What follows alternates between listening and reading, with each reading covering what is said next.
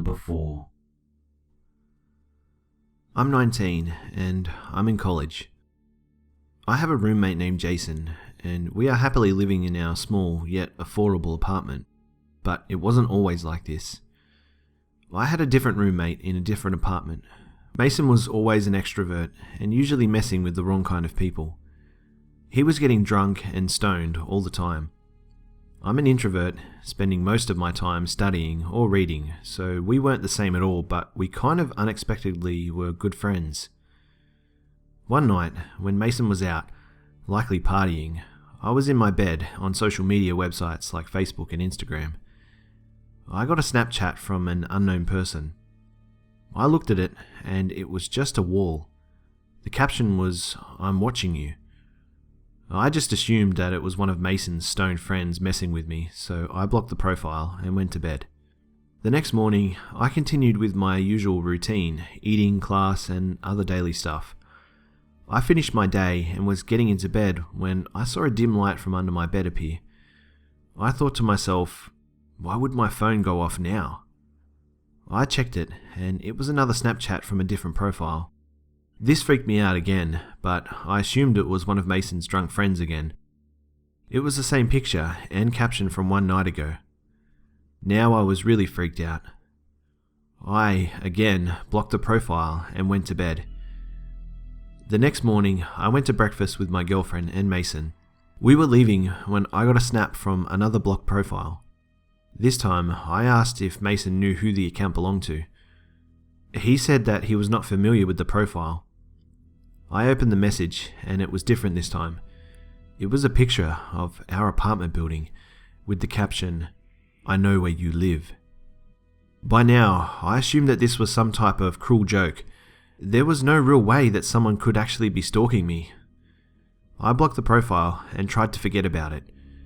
It worked for the next few days, as I didn't get any new messages from an unknown Snapchat profile. Until this one night. This unforgettable night.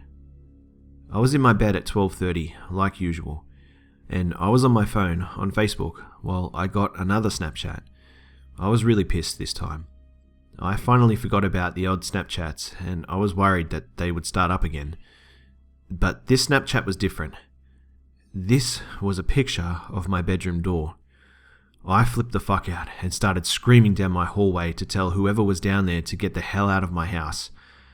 I heard nothing for about 5 minutes and started to calm down. Maybe Mason was just trying to freak me out. Also, all the other small apartments were the same layout, so I assumed that it was from another similar apartment or something. Unfortunately though, my story doesn't end there. I freaked out when I saw another Snapchat. I hadn't thought about blocking the profile. It was taunting me. I did not want to open the Snapchat. I waited and waited, debating if I should open the message. I'll always regret opening. I yelled, "What the fuck?" and darted out of the apartment and ran to my neighbor's, also friend's apartment. I told them what was wrong and what just happened. We phoned the police, but they found nothing. That was the last night I slept in that apartment. But again, the story doesn't end here. The next day, when I went to my cousin's house, I was in the bed that she left me to sleep in, and I got another Snapchat. I still have not told anyone about this Snapchat, and I don't plan on doing that anytime soon. It was a small video taken from my apartment window. They were watching me from the window. Number 3.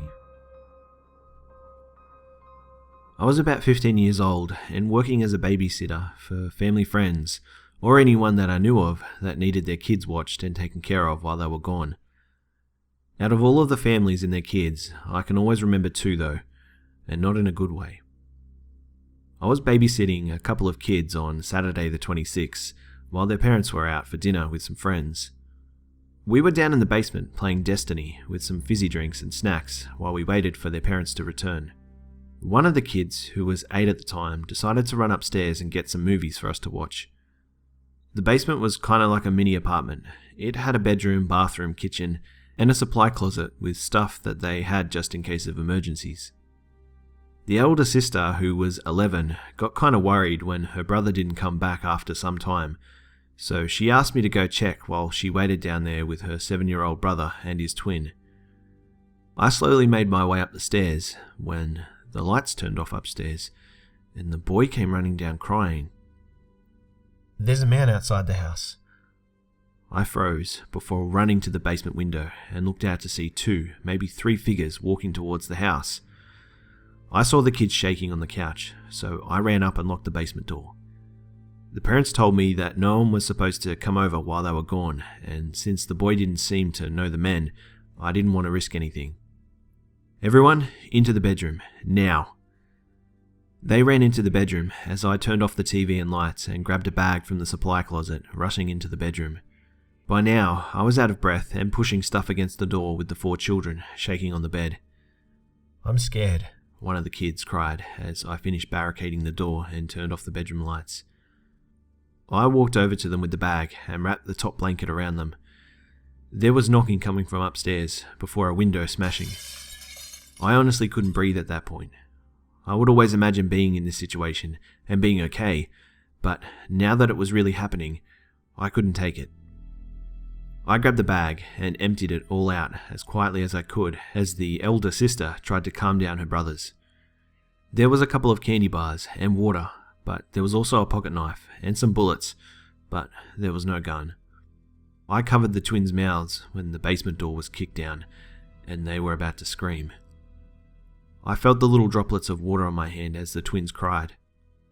I did my best to stay calm, but I couldn't. My heart was beating faster and faster per second, and the sounds coming from wherever these guys were coming from wasn't helping. I grabbed the pocket knife and told the kids to hide under the bed. Honestly, I didn't know what else to do. I was shaking as I slowly approached the door with the blade in my hand. I stopped when I heard car doors open and close outside, followed by a scream. I ran back over to the bed and slid under the bed, covering the kids even more. I could hear whispers from outside the door and multiple footsteps run into the house and into the basement door.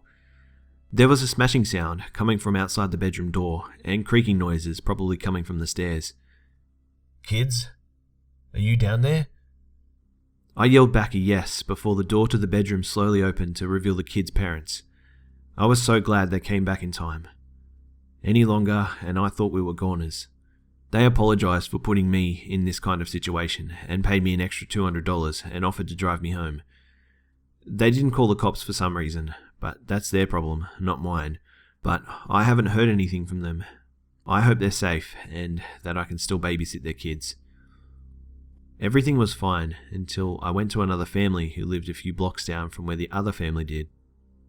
I was taking care of triplets who were really nice and listened to everything I said, which really helped me in my situation. They were 8, turning 9 in a few days, which I was happy for since I basically watched all of them grow up. We were watching some anime about mages and guilds when I heard a car pull up outside the house. I thought it was the parents telling me I could go, but they had only been gone a few minutes, so that wasn't right. So when I went to check, I froze as 2 figures went out towards the door. It was them, and they knew we were home. I moved the kids upstairs and turned the TV off before running up and joining them in the parents' bedroom, since they had the only door that could lock. I had my cell phone clutched in my right hand and ready to dial the police as soon as I heard the door open or any noise that come from downstairs. I gave the phone to one of the triplets and ushered them in the closet. "Stay here," I told them as I locked the bedroom door and ran as quickly and quietly back towards the closet. They all whimpered and flinched as the sound of the door was kicked in. I held them all behind some shoeboxes and jackets as the sounds of smashing and heavy footsteps were heard from downstairs. "Call the police," I whispered, as heavy thumping noises could be heard coming up the stairs. They fiddled with the cell before one of them got a grip and phoned the cops, who said they'll be there as soon as possible. I then texted the parents to get home now, as it was an emergency. We could hear the laughter and smashing noises from down the hall. Then, outside the door. I held the 3 weeping kids as the door handle was fiddled with before being kicked in, and that's when a whole avalanche of fear hit me. I thought I was going to die or get raped, as well as the kids who were now crying softly into my chest and stomach. I felt like I was going to be sick as I heard a pair of footsteps slowly walk around the room and towards the closet. but luck was on my side yet again as police sirens were heard outside the house. The two men were arrested after being forced into the police car. I was told who they were, and it still haunts me to this day. They were known as the Kitty Brothers. They would stalk certain families and abduct their kids after they left their home, even after a short period of time, and it was both good and bad luck that I was in both houses when they came. The family apologized before paying me an extra $350 and a room to stay the night, which I happily accepted. The triplets ended up in the guest bed with me since they were so scared to sleep by themselves, and I didn't mind that at all. If I wasn't there at both times of the break-ins, then I could not even imagine what would have happened to the two families and their kids. I still babysit to this day, but now I always have a pocket knife on me and a gun in my backpack that I always keep as far away from the kids as I can and the police on speed dial just in case. I can never forget what happened those 2 times while I was babysitting. Number 2. This didn't happen to me, but my 2 cousins. At the time this happened, my younger cousin, her name is Anna, she was 13, and my older cousin, Maya, was 17. So, my aunt, uncle, and my cousins were driving home, with my uncle driving, my aunt in the passenger seat, and my 2 cousins in the back seat. It was 10 p.m, and it was really dark outside. They were in a city they don't go to that much, about 40 to 50 miles from their house, and they relied on a GPS to tell them the way back home. As they were driving through the local road, my uncle noticed that they were running out of gas and had to find a gas station immediately. So the GPS told them that there was a gas station coming up soon. My uncle took a left, following what the GPS said.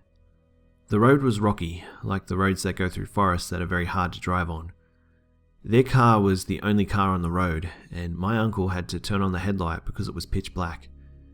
They all felt a little uneasy because they couldn't imagine a gas station on this road. The GPS though said that the gas station was coming up. When they reached the gas station, they saw that it wasn't much of a gas station at all. There was only one gas pump and no store. Literally, just one gas pump in the middle of nowhere. I don't even think it worked either. It looked pretty abandoned because the pump was really old and rusty. This kind of scared our family, and my uncle didn't even get outside to fill up their car because he thought it was unsafe, and my aunt was begging him not to go outside. So they kept going. They kept going forward because it was a bit of a drive back out from the rocky road, and the GPS said that the local road was coming back up in about 5 minutes. As they kept driving, they saw large trees on both sides of the road, and coming up was a huge tree that almost blocked the road, but they could still drive by it. As they kept getting closer to the tree, the GPS started blinking. My family was very scared now.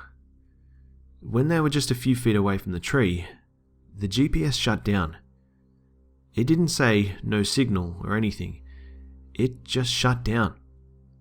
My family knew something was wrong, and they couldn't turn back now because the road was so narrow, and they could only go forward. My uncle started driving slowly under the tree with a worried look on his face. Then, all of a sudden, a rock about the size of a tennis ball hit their windshield very hard and cracked it. My little cousin started crying, and my uncle drove really fast till they got back onto the local road, which was like 100 feet away from that tree.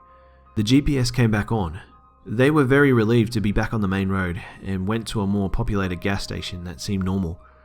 When they got home, my uncle said they were never going back on a rocky, lonely road again.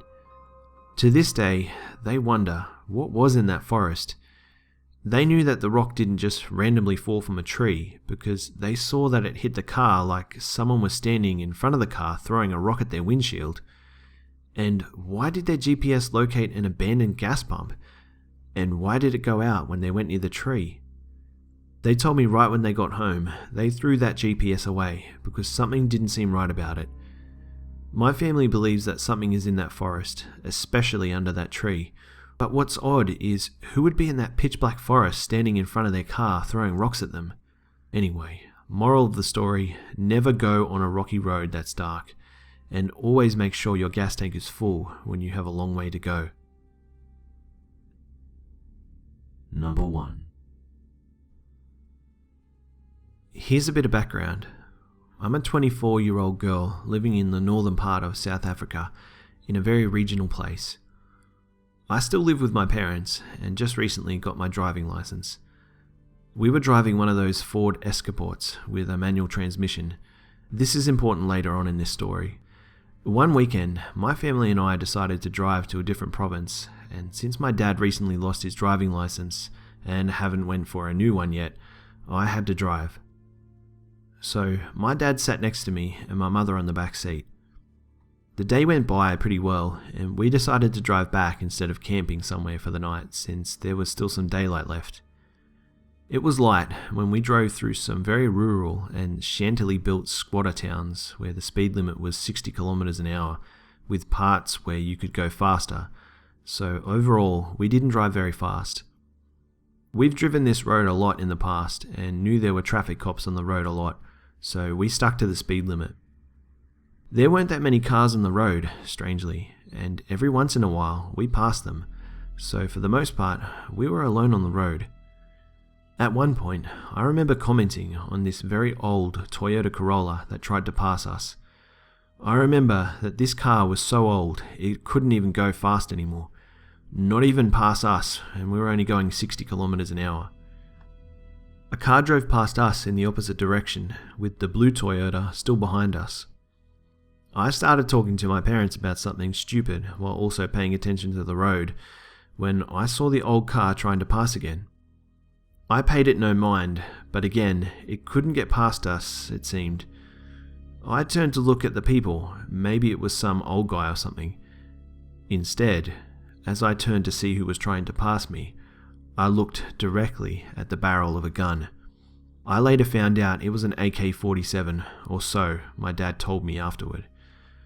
I remember turning my head to my dad, asking in a very high voice, "What should I do?" before I heard the gun firing.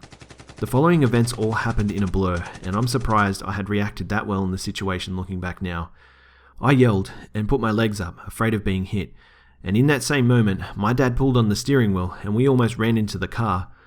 My dad shouted, "Go, go, go!" and that I should open the driver's side passenger window as he reached down to grab his BB gun that looked just like a pistol. Somehow, I managed to change the gears and accelerate as I heard more gunfire and saw one of the other guys in the car holding a pistol as well. I also managed to roll down the window for my dad as he shouted and pointed his BB gun at the men. I don't know whether it was a car coming from the horizon up ahead, my dad scaring them with a fake gun, or our car being too fast for them, but they turned around and left us alone. I think it was 5 minutes later when my dad could finally get me to stop to the next road so he could take the wheel again. I drove so fast, narrowly missing stray sheep on the road as I made our escape. Understandably, we didn't stick to the speed limit after that, checking our rearview mirrors every 5 seconds to see if our attackers would follow. But they didn't. A few kilometers on, we came to crossroads where there were some traffic police. We stopped to talk to them. We told them the story, and my dad checked around the car. Thankfully, there were no holes. Not even a single bullet had touched the car. It was a miracle.